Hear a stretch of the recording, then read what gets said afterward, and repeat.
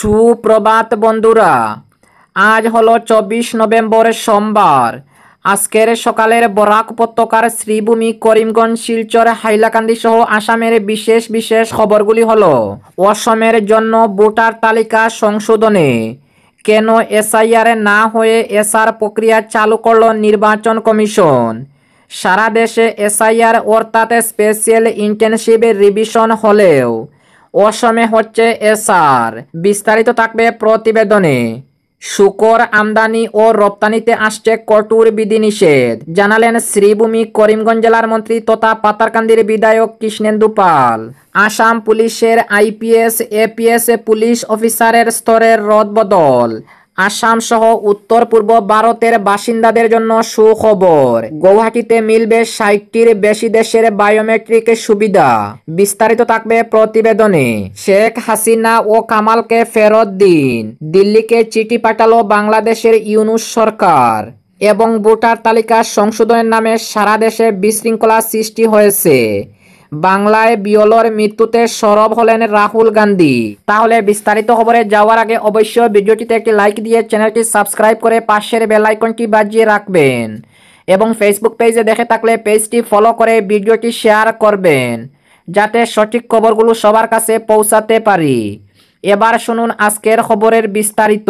প্রথম খবর, অসমের জন্য ভোটার তালিকার সংশোধনে কেন এসআইআর না হয়ে এসআর প্রক্রিয়া চালু করল নির্বাচন কমিশন। সারা দেশে এসআইআর অর্থাৎ স্পেশাল ইন্টেনসিভ রিভিশন হলেও অসমে হচ্ছে এসআর। সারা দেশে ভোটার তালিকা সংশোধনের প্রক্রিয়া শুরু হয়েছে। প্রথম ধাপে বিহারে বিশেষ নিবিড় সংশোধন স্পেশাল ইন্টেনসিভ রিভিশন অর্থাৎ এসআইআর সম্পন্ন হওয়ার পর এবার দ্বিতীয় ধাপে এই প্রক্রিয়া শুরু হচ্ছে পশ্চিমবঙ্গ, তামিলনাড়ু, কেরল, উত্তরপ্রদেশ, রাজস্থান, ছত্তিশগড়, গোয়া, গুজরাট, মধ্যপ্রদেশ রাজ্যগুলিতে এবং লক্ষাদ্বীপ, পদুচেরি, আন্দামান ও নিকোবর কেন্দ্রশাসিত অঞ্চলগুলিতেও। এই এসআইআর প্রক্রিয়ার মাধ্যমে ভোটার তালিকার ত্রুটিগুলি গভীরভাবে সংশোধন করে স্বচ্ছতা আনা হবে। অসমে কেন এসআইআর না হয়ে এসআর প্রক্রিয়া চালু করল নির্বাচন কমিশন। অসমে আগামী বছরে বিধানসভা নির্বাচন থাকলেও অসমে এসআইআর প্রক্রিয়া হচ্ছে না। এই বিষয়ে নির্বাচন কমিশন আগেই জানিয়েছিল। অসমে জাতীয় নাগরিকপঞ্জি অর্থাৎ এনআরসি তৈরির কাজ প্রায় শেষের পথে এবং সেখানে তাদের নিজস্ব বিধান থাকায় এসআইআর এর বদলে অন্য ব্যবস্থা নেওয়া হবে। এই যুক্তিতে এবার অসমের জন্য স্পেশাল রিভিশন অর্থাৎ এসআর ঘোষণা করল নির্বাচন কমিশন। এই এসআর প্রক্রিয়া অসমে শুরু হয়েছে এবং চূড়ান্ত ভোটার তালিকা প্রকাশ করা হবে আগামী বছরের 10 ফেব্রুয়ারি। নির্বাচন কমিশনের সূত্রের খবর, অসমবাসীকে এই প্রক্রিয়ার জন্য কোনো এনুমারেশন ফর্ম ফিল আপ করতে হবে না। প্রতি বছরে ভোটার তালিকার সংশোধনের জন্য যে সংক্ষিপ্ত সংশোধন এসএসআর করা হয়, অনেকটা সেই রকম পদ্ধতিতে এই স্পেশাল রিভিশন সম্পন্ন করা হবে। কমিশনের যুক্তি স্পষ্ট, অসমে এনআরসি প্রক্রিয়া চালু থাকায় এসআইআর এর বদলে এসআর করার সিদ্ধান্ত নেওয়া হয়েছে, যা রাজ্যটির বিশেষ পরিস্থিতিকে বিবেচনা করে নেওয়া হয়েছে। অপরদিকে অসমে শুকর আমদানি ও রপ্তানিতে আসছে কঠোর বিধিনিষেধ, জানালেন শ্রীভূমি, করিমগঞ্জ জেলার মন্ত্রী তথা পাতারকান্দির বিধায়ক কৃষ্ণেন্দু পাল। অসম রাজ্যে দ্রুতগতিতে ছড়িয়ে পড়া আফ্রিকান সোয়াইন ফিভার এএসএফ এর কারণে রাজ্যের পশুপালন ও পশু চিকিৎসা বিভাগ চরম উদ্বেগ প্রকাশ করেছে। সাম্প্রতিক সপ্তাহগুলোতে এই সংক্রমণ নতুন করে মাথাচাড়া দিয়ে উঠায় শুকর খামারিদের মধ্যে তৈরি হয়েছে আতঙ্কের পরিবেশ। অসমের রাজধানী দিশপুরে এক সাংবাদিক সম্মেলনে পশুপালন ও পশু চিকিৎসা মন্ত্রী কৃষ্ণেন্দু পাল জানান, রাজ্যে ভয়াবহ এই রোগ ইতিমধ্যে পশুপালন ব্যবস্থায় বড় ধরনের প্রভাব ফেলেছে।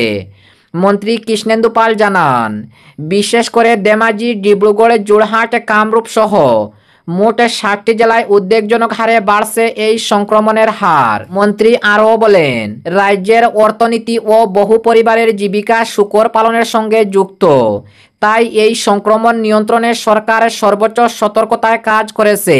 এই সংক্রমণ যাতে আর ছড়িয়ে না পড়ে সেই লক্ষ্য নিয়ে বিভাগীয় পর্যায়ে একাধিক কঠোর পদক্ষেপ নেওয়া হচ্ছে। আফ্রিকান সোয়াইন ফিভার এএসএফ এর বিস্তার রোধে অসম রাজ্য সরকার শুকরের রমদানি ও আমদানির উপর কঠোর বিধিনিষেধ আরোপের সিদ্ধান্ত নিয়েছে, জানালেন বিভাগীয় মন্ত্রী কৃষ্ণেন্দু পাল। রাজ্যে শুকরের চাহিদা বেশি থাকায় বিভিন্ন সময় হরিয়ানা, পাঞ্জাব, নাগাল্যান্ড, অরুণাচল প্রদেশ সহ পার্শ্ববর্তী অঞ্চল থেকে শুকর আমদানি করা হয়। তবে মন্ত্রী স্বীকার করেন যে এতদিন প্রবেশপথে পরীক্ষার সময় পজিটিভে ধরা পড়লেও সংশ্লিষ্ট স্তরে যথাযথ ব্যবস্থা নেওয়া হয়নি।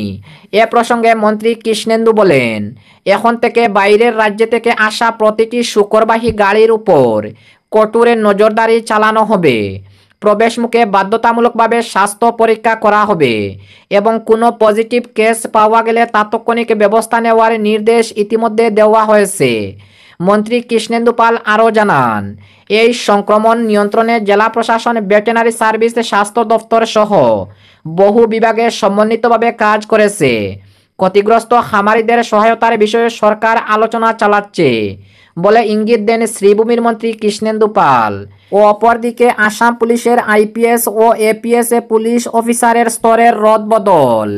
অসম রাজ্যের একাধিক জেলার সিনিয়র পুলিশ অফিসারদের রদবদল করে বিজ্ঞপ্তি জারি করেছে অসম সরকার। তাদের মধ্যে বেশ কয়েকজন ইন্ডিয়ান পুলিশ সার্ভিস আইপিএস এবং আসাম পুলিশ সার্ভিস এপিএস আধিকারিক রয়েছেন। গতকাল 23 নভেম্বর রাজ্যের গৃহ বিভাগের এসিএফ নম্বরের জারিকৃত বিজ্ঞপ্তি অনুযায়ী চিরাঙ্গের সিনিয়র সুপারিনটেন্ডেন্ট অফ পুলিশ 2017 ব্যাচের আইপিএস অক্ষতগারকে কোকরাঝাড়ে একই পদে বদলি করা হয়েছে। তিনি নুমাল মাহাতের স্থলাভিষিক্ত হয়েছেন। এদিকে কোকরাঝাড়ের এএসপি 2004 ব্যাচের আসাম পুলিশ সার্ভিস এপিএস এর নুমাল মাহাত্তাকে গৌহাটির পুলিশ কমিশনারেটে বদলি করা হয়েছে। মাহাত্তাকে গৌহাটির পুলিশ কমিশনারেটের ডেপুটি কমিশনার ও পুলিশ পদে দায়িত্ব দিয়েছে সরকার। তিনি অমিতাভ বসুমাতারির কাছ থেকে দায়িত্ব নেবেন। বসুমাতারিকে গৌহাটির স্পেশাল বেঞ্চ সিকিউরিটির প্রধান হিসাবে সিনিয়র পুলিশ সুপার পদে বদলি করা হয়েছে। অমিতাভ বসুমাতারি মন্টু টাকুরিয়ার স্থলাভিষিক্ত হতে চলেছেন। 2002 ব্যাচের এপিএস এ মন্টু টাকুরিয়াকে পুলিশ কমিশনারেটের ডেপুটি কমিশনার ও পুলিশ পদে বদলি করা হয়েছে। প্রসঙ্গত, গৌহাটি পুলিশ কমিশনারেটে বেশ কয়েকটি গুরুত্বপূর্ণ পদে রদবদল করা হয়েছে। বর্তমানে ডেপুটি কমিশনার ও পুলিশ সিকিউরিটি ধ্রুব বরাকে চিরাঙ্গের সিনিয়র পুলিশ সুপারিনটেন্ডেন্ট হিসাবে নিয়োগ করা হয়েছে। ধ্রুব বরাকে চিরাঙ্গের সিনিয়র পুলিশ সুপারিনটেন্ডেন্ট অক্ষত গার্গের স্থলাভিষিক্ত করেছে অসম সরকার। বদলিকৃত পুলিশ সুপাররা তাদের নতুন পোস্টিংয়ে দায়িত্ব গ্রহণের তারিখ থেকে কার্যকর হবে বলে বিজ্ঞপ্তিতে জানিয়েছে রাজ্যের গৃহ দফতর। জনসেবার স্বার্থে নিয়মিত প্রশাসনিক রদবদলের অংশ হিসাবে এই রদবদল করা হয়েছে। এখানে উল্লেখ করা যেতে পারে, গত 18 অক্টোবর রাজ্যের গৃহ বিভাগ জনসেবার স্বার্থে জেলা স্তরে আইপিএস এবং এপিএস অফিসারের রদবদল করেছিল। এর মধ্যে ছিল শ্রীভূমি, কাছাড়, ধুবড়ী, কোকরাঝাড়, কার্বি আংলং, কামরূপ, শিবসাগর, যোরহাট, তিনসুকিয়া, ডিব্রুগড়, হাইলাকান্দি, তামুলপুর, ডিমা হাসাও, মাজুলি সহ প্রভৃতি জেলা। অপরদিকে আসাম সহ উত্তর পূর্ব ভারতের বাসিন্দাদের জন্য সুখবর। গৌহাটিতেই মিলবে 60টির বেশি দেশের বায়োমেট্রিক সুবিধা, জানালেন অসমের মুখ্যমন্ত্রী হিমন্ত বিশ্ব শর্মা। আসাম ও উত্তর পূর্ব ভারতের বাসিন্দাদের জন্য বড় খবর। এবার থেকে গৌহাটিতেই বিদেশ ভিসার বায়োমেট্রিকে জমা দেওয়ার সুবিধা মিলবে।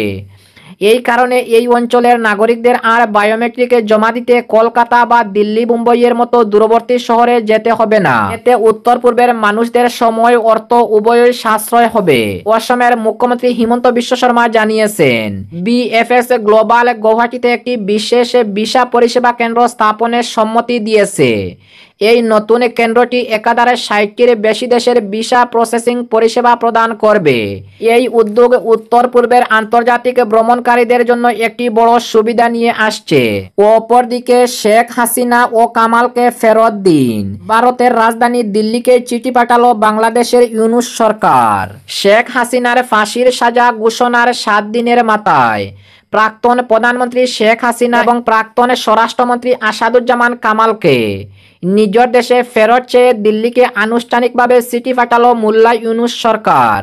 মানবতা বিরোধী অপরাধের মামলায় মৃত্যুদণ্ডের সাজা ঘোষণা হয়েছে শেখ হাসিনা এবং কামালের। এবার তাদেরকে দেশে ফেরত চেয়ে দিল্লিকে চিঠি দিল বাংলাদেশ।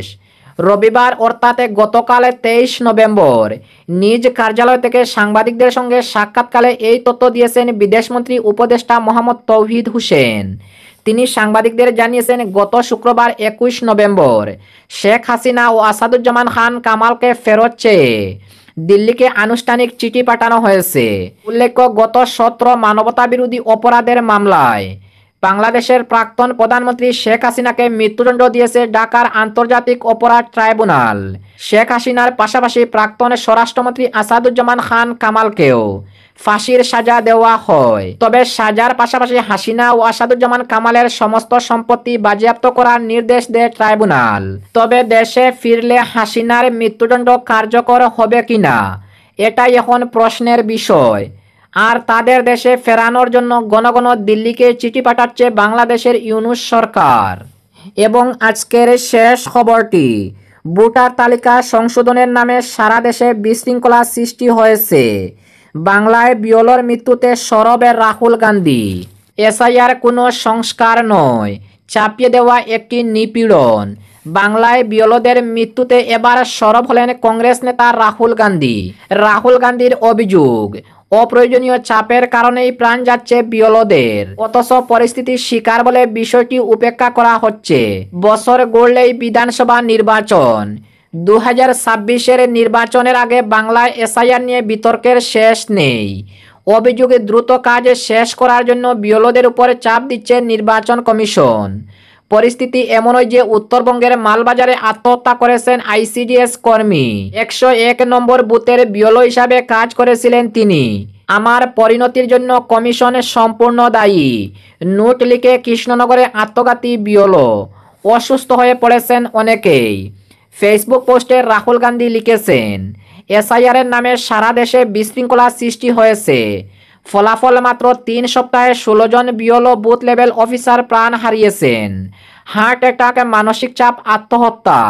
এসআইআর কোনো সংস্কার নয়, এটি চাপিয়ে দেওয়া একটি নিপীড়ন। নির্বাচন কমিশন অফ ইন্ডিয়া ইসিআই এমন একটি ব্যবস্থা তৈরি করেছে, নিজেদের নাম খুঁজতে 22 বছরের পুরনো ভোটার লিস্টের প্রতিটি পাতা স্ক্যান করে দেখতে হচ্ছে নাগরিকদের। রাহুলের দাবি, লক্ষ্য স্পষ্ট, প্রকৃত ভোটাররা ক্লান্ত হয়ে হাল ছেড়ে দেবে এবং অবাধে ভোট চুরি চলতে থাকবে। তিনি বলেন, ভারত যখন বিশ্বের জন্য অত্যাধুনিক সফটওয়্যার তৈরি করে, তখন নির্বাচন কমিশন অফ ইন্ডিয়া ইসিআই এখন কাগজের জঙ্গল তৈরি করতে ব্যস্ত। যদি সদিচ্ছা থাকত তাহলে তালিকাটি ডিজিটাল, অনুসন্ধানযোগ্য এবং যন্ত্রে পাঠযোগ্য হতো। কমিশন অন্ধের মতো 30 দিনের তাড়াহুড়া করে কাজ না করে স্বচ্ছতার দিকে নজর দিত। রাহুলের আরও বক্তব্য, এসআইআরের মাধ্যমে পরিকল্পিতভাবে নাগরিকদের হয়রানি করা হচ্ছে। এটি কোনো ব্যর্থতা নয়, এটি একটি ষড়যন্ত্র। ক্ষমতাকে সুরক্ষিত করতে গণতান্ত্রিককে বলি দেওয়া হচ্ছে, বললেন কংগ্রেস নেতা রাহুল গান্ধী।